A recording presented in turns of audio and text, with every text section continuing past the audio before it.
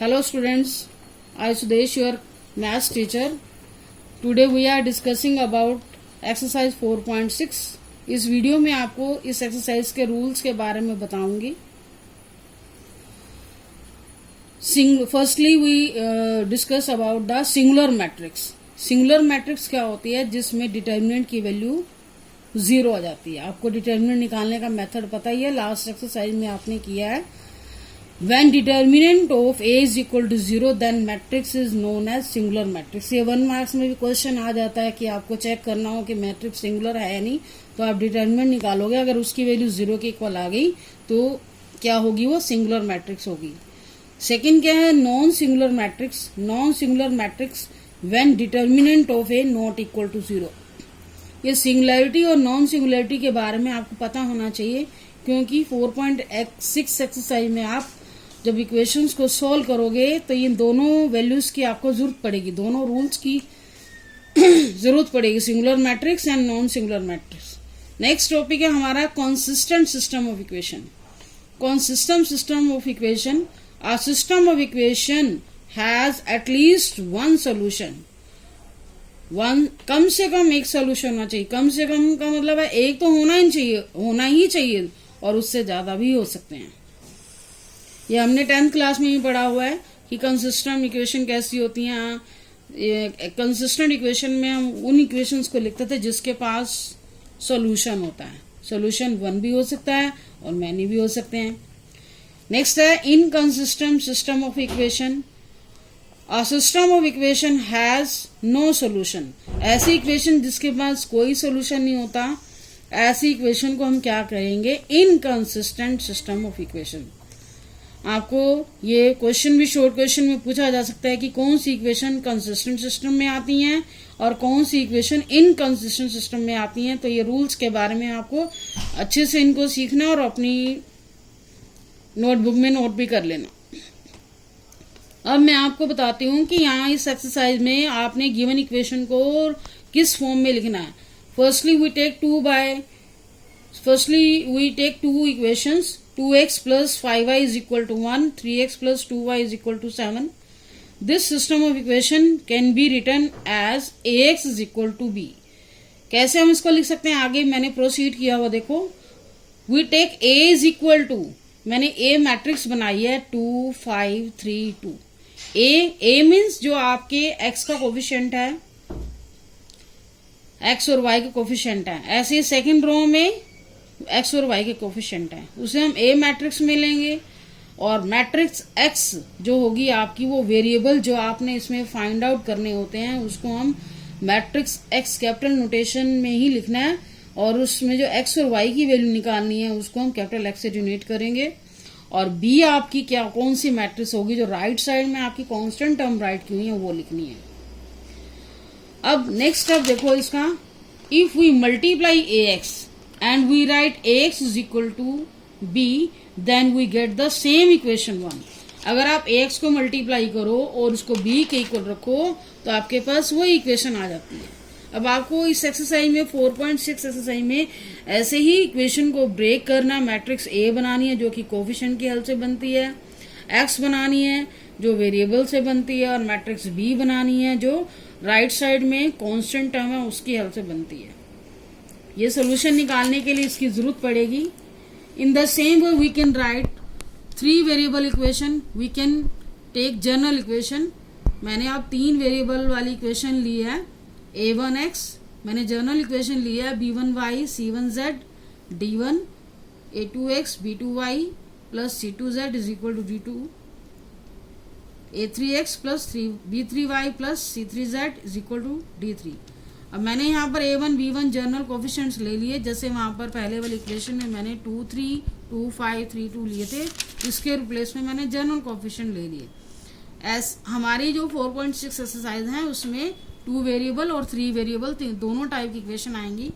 तो आपको मैं दोनों ही इक्वेशंस के बारे में बता रही हूँ कि दोनों को ही आपने ax is equal to b के फॉर्म में कैसे लिखना है. Again this system of equation can be return as ax is equal to b. A आपका फिर से वही होगा, जो कोफिशिएंट की हेल्प से मैट्रिक्स बनती है वो ए होगी. और एक्स आपकी क्या होगी? XYZ डायरेक्टली आप ऐसे लिख सकते हो. राइट साइड में D1 bye D1 D2 D3 ये आपकी बी मैट्रिक्स है। मैंने डायरेक्टली यहाँ लिखा है, आपको ऐसे ही लिखना है क्वेश्चन सोल्व करने में। वहाँ सेपरेट पहले दिखाया गया था, आपको समझाने के लिए आप डायरेक्टली ऐसे लिख सकते हो। अब इनकी मल्टीप्लाई करोगे, देखो A1x plus B1y plus C1z is equal to D1। First equation आ रही है। ऐसे ही आपको पता है रो बाय कॉलम हम मल्टीप्लाई करते हैं। सेकेंड रो को A2x B2y plus C2z is equal to D2, A3x B3y plus C3z is equal to D3। Actual में हमें इसी इक्वेशन को ही ब्रेक किया है, तभी हम लिख पा रहे हैं Ax is equal to B। सबसे पहला स्टेप ही आपको इन इक्वेशन को सोल्व करने में पहला स्टेप ऐसे ही लिखना है, Ax और B मैट्रिक्स की वैल्यू आपको पता होनी चाहिए, तभी आप सोल्यूशन निकालोगे। और आपको लिखना है Ax is equal to B। अब मैं आपको बता रही हूँ कि इन इक्वेशंस का सोल्यूशन कैसे निकाला जाएगा। सोल्यूशन इज गिवन बाय, इस रिलेशन को आपने क्या करना है, प्री मल्टीप्लाई करना है by A inverse on both side. अब मैंने ए इनवर्स से मल्टीप्लाई किया, A inverse into A into x is equal to A inverse A. आपको पता है प्री मल्टीप्लाई करेंगे तो दोनों साइड प्री मल्टीप्लाई करेंगे। मैट्रिक्स में मल्टीप्लाई करने में डिफरेंस आ जाता है, प्री लिखा है तो प्री ही करना होगा। सिंपल मल्टीप्लाई में आप आगे पीछे कर सकते हो, लेकिन मल्टीप्लाई में, मैट्रिक्स मल्टीप्लाई में ए इनवर्स पहले लिखा है तो लेफ्ट साइड में जैसे लिखा है वैसे ही राइट साइड में लिखना। ए इनवर्स को ए से मल्टीप्लाई करोगे, आपको पता है आइडेंटिटी मैट्रिक्स आती है, into x is equal to A inverse B.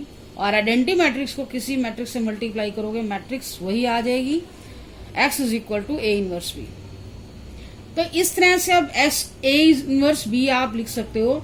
X का मीनिंग जो हम एक्सपोज करके चले थे, एक्स वाई जेड से सिंप्लीफाई करोगे, ए इनवर्स बी की वैल्यू आप ए इनवर्स निकालोगे, उसको मैट्रिक्स बी से मल्टीप्लाई करोगे, आपके पास एक्स वाई जेड की वैल्यू आ जाएगी। कहने का मतलब मेन टारगेट है यहाँ पर एक्स और वाई जेड की वैल्यू निकालना। तो वो हमारी अब गिवन सिस्टम ऑफ इक्वेशन को इस तरह से थोड़ा सा सोल्व करके निकलेगा। और लेंथी भी है क्वेश्चन, लॉन्ग क्वेश्चन आता है इस एक्सरसाइज से, बड़ा केयरफुली करना है इसको, मुश्किल नहीं है, थोड़ा सा अलर्ट होके करना है। अब थोड़ा से रूल्स और हैं इसमें और डिस्कस करते हैं। इसमें आपको जब भी क्वेश्चन सोल्व करना हो, पहला स्टेप हमारा क्या होगा, डिटर्मिनेंट ऑफ ए निकालना। If determinant of A not equal to 0, मैं आपको क्वेश्चन सोल्व करने के स्टेप बता रही हूँ। Solution for rules for solution step, कैसे आपको सोल्व करना है। If determinant of A not equal to 0, it means non singular matrix, then system of equation has unique solution. Unique solution होगा तो system of equations are consistent, हमारी equation क्या होंगी, consistent होंगी। आपका 1 मार्क्स में क्वेश्चन ऐसा आ सकता है, चेक करना है कंसिस्टेंट है या नहीं। ओनली आप डिटर्मिनेंट की वैल्यू निकालो, अगर वो नॉट इक्वल टू 0 है तो सिस्टम ऑफ इक्वेशन के पास यूनिक सोल्यूशन है, then your equations are unique solution.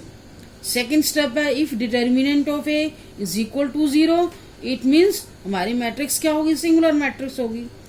जब सिंगुलर मैट्रिक्स आ जाती है, then system of equation has neither solution, solution नहीं भी हो सकता और मैनी सोल्यूशन हो सकते हैं।